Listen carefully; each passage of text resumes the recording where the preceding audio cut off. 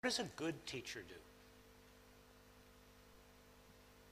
I believe a good teacher is a teacher that puts all the effort that he can or she can. Because sometimes I feel like the teacher is not really putting all the effort that he could or she could. Like, I would expect more from my teachers. Like, some cases, but sometimes I feel like they can be more creative, you know? So another key point is when a teacher is expecting a lot from me, so when I feel like the teacher has certain expectations, then that would encourage me to live up to those expectations. Quick follow-up question. What gives you a sense if a teacher is not putting all of his or her effort into a class? I would notice the difference between a class and another class. Like, I would say, oh, she taught me last month, there was a class last month where she taught us in a more creative way, in a way that we all could enjoy. Now, that's the second time you've used the word creative. What I hear you saying, and I'm checking for understanding here, is that more effort equals a more creative lesson? Is that a fair summary? Possibly, I would say. Okay, I'm not because sometimes the teachers, they just go with a certain routine. They don't even try to break that routine. Okay. Yeah. That's helpful. So more effort equals a more varied routine. Exactly. Okay, thank you. Yeah. I want to comment on something that she said. Sometimes you can't really blame the teachers because they have a fixed timetable and they have to finish before a specific schedule. So there isn't really much that they can do. Although we expect a lot of them, we should also think of them. And I'd expect my teacher actually to be more engaged with the students. It's not just she comes in and she teaches the lesson and she's out and she doesn't have anything to do with us. You can't teach anyone a lesson unless you really know that person. If you don't know that person, then it's basically just someone blabbering all the time and you're just listening, and sometimes after 15 minutes your concentration goes off, and that's what you got from the teacher, 15 minutes.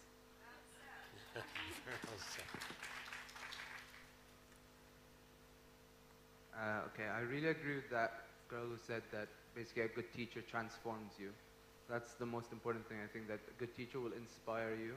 And I'm in a case like that where my entire math class has been inspired by our teacher to a degree that all of us are pursuing maths or math-intensive subjects at university now.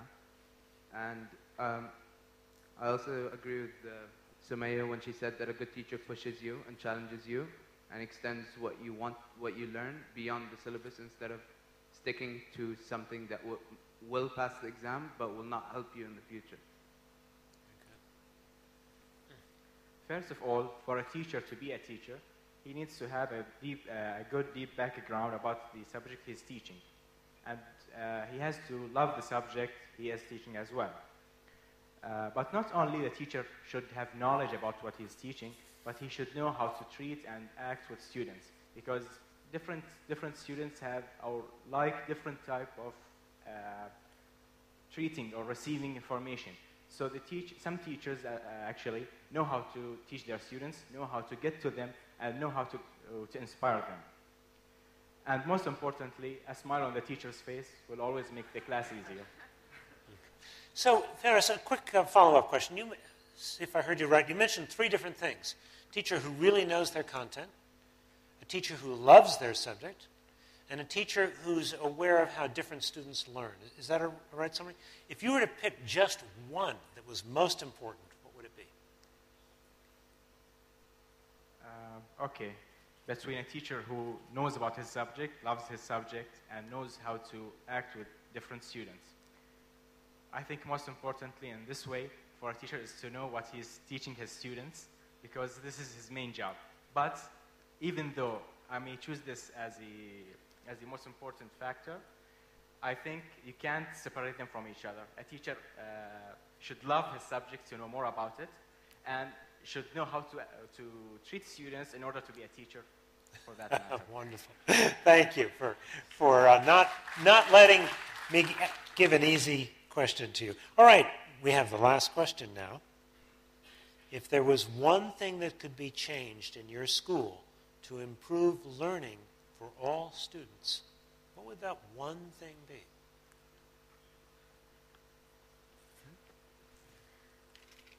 for me, I think that we should create the culture of reading in our schools. Culture of what? I'm sorry. Culture of reading. Reading. Reading, yeah. Reading. Because we all know that reading is the key to knowledge, and school is a symbol of education and knowledge. It's quite a funny thing. If I take out my book and I read it, you know, like not a textbook, like a novel or anything, if I take it out during break time, everyone would think that's such a weird thing. You know, it's not very common for people to read in school. So, I mean, to read something besides the textbooks. So I think that we should really create that reading culture inside school. So onwards, you know, the reading culture would be there. And do you have an idea about something schools can do to create that reading culture? For example, we can have reading programs. We don't have like a certain number of books that we have to read in order to graduate, say. Okay, excellent. Thank you.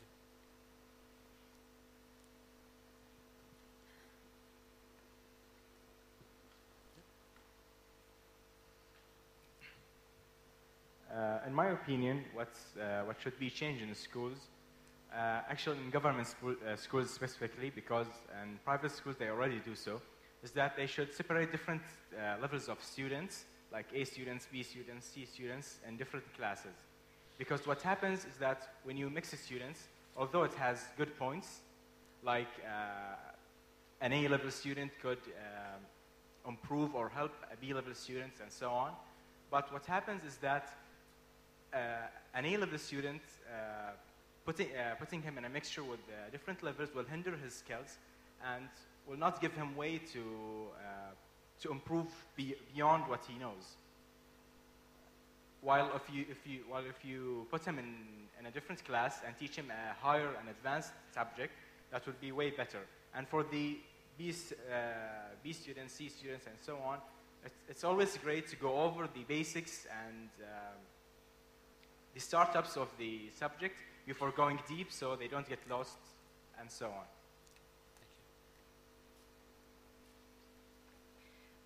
Curiosity, it's a thing that we all have, and it's a thing that all students have. And the thing is, when students ask questions, and then the teacher goes on and she's like, well, I don't have time for this, or you're going to take that next year, or just wait, I'm coming to that point. It kind of lets them down. I mean, I've asked many questions. It's like, okay, you're too young for that. We'll probably come to that in the following years. And I have to go and search for the internet for the kind of information that I want. But I want my teacher, whenever I ask a question, at least you could tell me, come in the break, I'll explain it to you. Even if it's information that's bigger than my age, I'd still like to know it. Wonderful. Wonderfully said. So I'm going to come back and ask each one of the students for their final reflections based on all of the comments we've heard so far from students. But before I do that, I want to turn to my two friends and colleagues here and invite each one of them to tell us a little bit about the context in which we heard your students, Chicago and Johannesburg, and some of the things that you've heard students talk about, and what stood out for you in those kinds of comments. Well, one of the things that I think we're hearing from everybody is that teachers are motivators. And the elementary is a little bit different than when I hear from these more mature students. You talk about the teacher being passionate for the content and that triggers you. But I think the most important element for younger children is the teachers care about them. And that caring is often something that they realize only at school. I often tell my teachers that be nice to your children, you might be the only one that's nice to them all day. Our children come from all different kinds of backgrounds, and a teacher is a very powerful person in their life. And when Johnny comes in and you say, gee, Johnny, I love your shirt, it's so nice, maybe all he ever hears at home is be quiet and go to your room. So the passion for learning comes in a myriad of ways. Wonderful.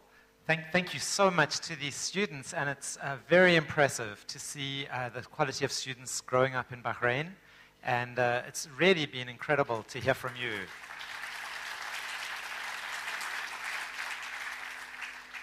I think some of the things that we've heard that are common across these students all over the world, it's amazing how much every human being needs a vision and a goal, something that they're aspiring towards, and that if people have that goal and that search for meaning, they will be able to go a lot further if they understand the context and the meaning with which they're doing something.